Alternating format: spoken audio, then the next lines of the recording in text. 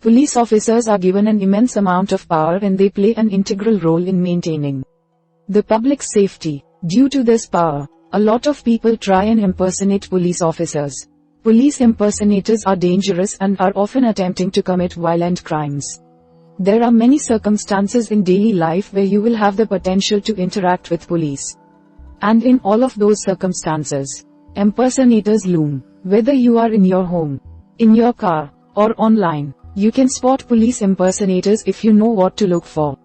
So, we are going to watch about the how to spot someone impersonating a police officer. Method 1. Understanding police impersonation. First is understand why people impersonate police officers. Police officers are afforded a lot of power in order to enforce the laws of a particular state.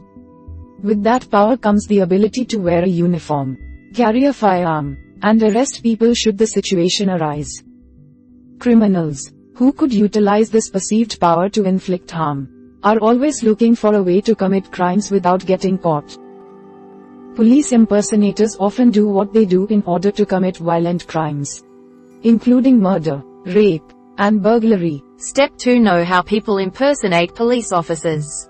Impersonating a police officer is actually a lot easier than it may seem. With the advent of the internet, anything that can be sold will be. A lot of authentic-looking police gear can be found on auction sites, which often allow the sale of police identifiers so long as there is a profit. One study found that a simple online search produced police badges for sale from almost every state, city, and county in the United States. Impersonators often buy uniforms, badges, utility belts, and vehicle accessories, e.g., lights and decals. People can even impersonate officers by simply introducing themselves as someone with police authority. Step 3. Identify who is at risk of being victimized. Police impersonators are often looking for anyone who seems exposed and easily fooled. This means that younger people, as well as the elderly, are most at risk to be victimized by police impersonators. With that said, criminals often commit crimes of opportunity, meaning they may impersonate a police officer in order to commit another crime against anyone that presents an easy target in the moment. Finally, recognize the illegality of police impersonation. Impersonating a police officer is a crime in and of itself. Most laws prohibit a person from identifying themselves as an officer, producing a badge of authority, wearing a uniform with the intent to impersonate an officer, and creating a vehicle that looks like a police vehicle. However, dressing up in a police costume for fun, for example during Halloween or for acting purposes, is not prohibited by law. Method 2. Spotting police impersonators at your home. First is listen for the person's knock and announce. When a police officer comes to your door, they are usually required to knock and announce their presence. In addition to knocking, police are supposed to state their purpose for being there and announce that they are officers of the law. Impersonators may or may not know about these rules, and therefore an impersonator may not knock and announce themselves as an officer. If someone in a police uniform knocks on your door and does not state their purpose for being there, do not open the door. Step 2. Resist the urge to open the door.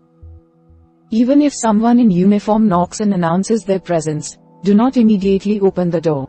Ask the person outside to describe the purpose of their visit, and start a dialogue without opening the door. If it is a real officer, they should have no problem explaining their visit and having a conversation through the door until you can verify their identity. If the person at your door is an impersonator, once you open the door, the barrier between yourself and the impersonator will be gone. Once this happens, the impersonator can get inside where they may want to commit a crime. Step 3. Look at the person's uniform. While talking to the person through the door, examine the uniform they are wearing. The clothes themselves should be clean and unwrinkled. Uniforms with stains and uniforms that do not fit properly are good indications of a fake. Also, look for a hat, which is a requirement for police officers in many, but not all, areas. The uniform will always include a badge, name tag, and service tags. The badge will be made out of metal and will never be plastic or flimsy. Service tags indicate the years of service an officer has had on the force. Look for a utility belt with all of the tools of the trade.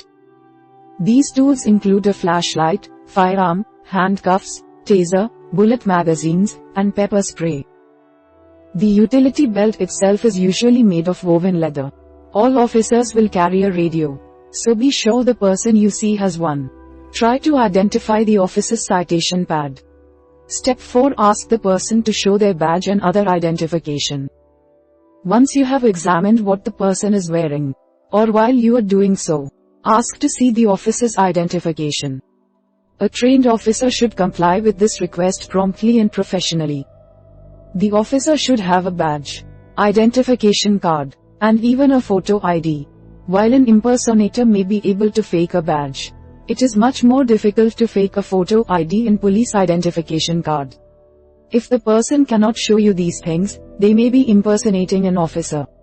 Finally, call the police if you have any doubts. If you have any doubt after examining and speaking with the officer, call the police. Dispatchers will know whether an officer has been sent to your home and if they are currently there. The dispatcher will send out a real officer if there is any doubt as to what is unfolding. Real officers should never be upset if you choose to call the police to verify their identity. This verification process is easy and pain-free for the officer, so they should be happy to let you make the phone call. If anyone asks that you not call the police, they may be impersonating an officer. Method 3.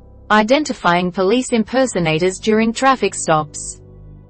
First is know where you are at all times. While you are driving, understand where you are. This includes what city you are in, what road you are driving on, and what direction you are going. If you get pulled over by a vehicle that looks like a police vehicle, you can use the information about your location throughout the rest of your interaction.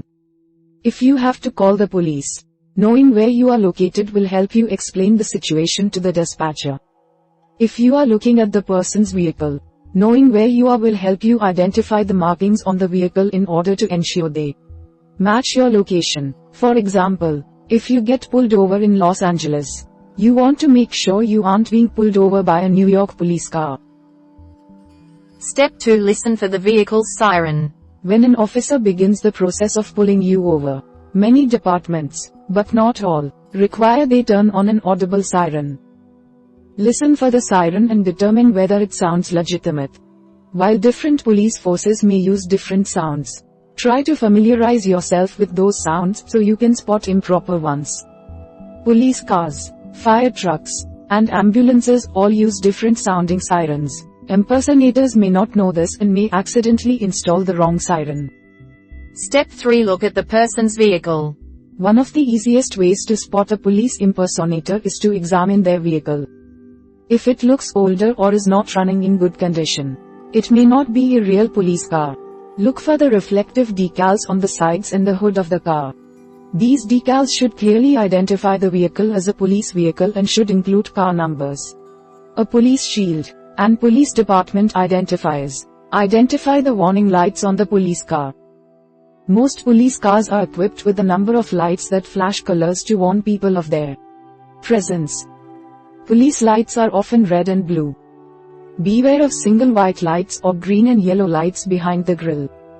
Read the officer's license plate. Real police units utilize specialized license plates that identify the vehicle as a police vehicle. Step 4. Turn on your hazard lights. Before you pull over, especially if you are in a dark area, turn on your hazard lights to inform the vehicle attempting to pull you over that you see them. Trained officers know this means you are acknowledging their presence and that you are not trying to run from them. Step 5. Pull over in a well-lit and populated area. With your hazard lights still on, drive until you reach a well-lit and populated area. Pulling over where people are nearby can help disincentivize a police impersonator from committing a crime against you. Also, if you are in a well-lit area, you will be able to examine the person and their actions better. If you do this, a police impersonator will often drive right by you because they will not want to risk getting caught. Step 6. Keep your doors locked and only roll down your window enough to communicate. Once you pull over, do not open your door or get out of the car. Stay in the vehicle with your doors locked. Only roll your window down enough to speak to the person outside your vehicle. If the person pulling you over is an impersonator, you do not want to let them gain access to you or your vehicle. Which is why you should not open your door or roll your window down all the way. Step 7. Look at the person's uniform. While talking to the person through the window, examine the uniform they are wearing. The clothes themselves should be clean and unwrinkled.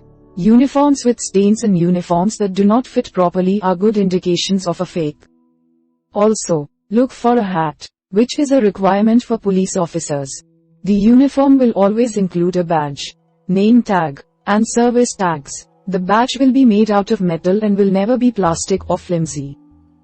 Service tags indicate the years of service an officer has had on the force. Look for a utility belt with all of the tools of the trade. These tools include a flashlight, firearm, handcuffs, taser, bullet magazines, and pepper spray. The utility belt itself is usually made of woven leather. All officers will carry a radio, so be sure the person you see has one. Try to identify the officer's citation pad. Step 8. Ask for the person's badge number and other identification. Once you have examined what the person is wearing, or while you are doing so, ask to see the officer's identification. A trained officer should comply with this request promptly and professionally. The officer should have a badge, identification card, and even a photo ID. While an impersonator may be able to fake a badge, it is much more difficult to fake a photo ID and police identification card. If the person cannot show you these things, they may be impersonating an officer. Finally, call the police. If you have any doubt after examining and speaking with the officer, call the police. Dispatchers will know whether an officer has been sent to your area and if they have actually pulled someone over. The dispatcher will send out a real officer if there is any doubt as to what is unfolding. Real officers should never be upset if you choose to call the police to verify their identity.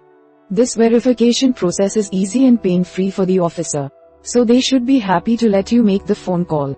If anyone asks that you not call the police, they may be impersonating an officer. Method 4. Recognizing police impersonators online. First is understand when police use the internet. Police officers are now using the internet to aid in their duties.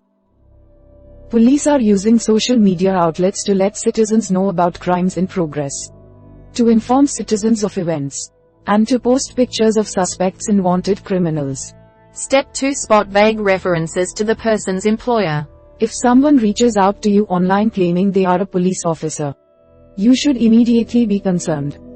While police often use social media, they are usually using it to reach the masses and not one individual person. When someone reaches out to you, look at their profile and analyze their personal information.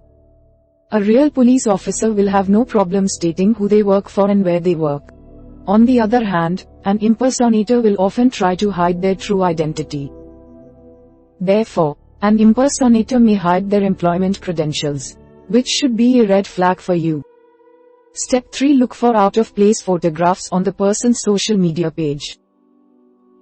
An official police or police officer internet page will often include the official's headshot or the official insignia of the police force. Profile pictures depicting eagles, flags, or other symbols instead of the person's photo should raise alarms. If photo albums do not contain any real pictures, it might be the profile of an impersonator. Finally, ask for credentials. When you start conversing online with someone claiming to be a police officer, ask for their credentials. A real officer will have no problem providing you with a badge number, name, identification number, and information about the precinct they work for. Once you receive this information, call the police station and ask to verify what you have been told. If the person you are talking to is unable to provide you with their credentials, you should cease talking to them and contact the police. We hope it is useful to you. Please subscribe to our channel to upskill yourself.